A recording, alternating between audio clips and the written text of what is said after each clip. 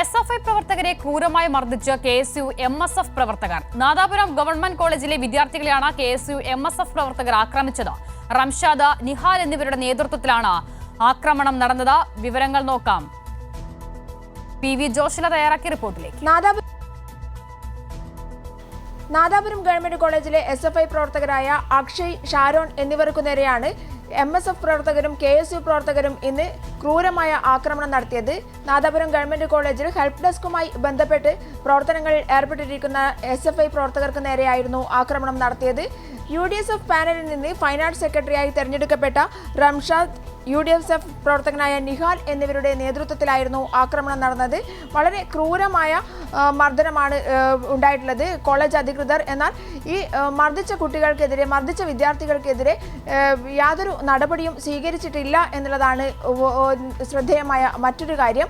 അതുപോലെ തന്നെ മർദ്ദനത്തിൽ പരിക്കേറ്റ വിദ്യാർത്ഥികളെ നാദാപുരം സർക്കാർ ആശുപത്രിയിൽ പ്രവേശിപ്പിച്ചിരിക്കുകയാണ്. സംഭവത്തിൽ ശക്തമായ പ്രതിഷേധവുമായി SFI രംഗത്ത് വന്നിട്ടുണ്ട്.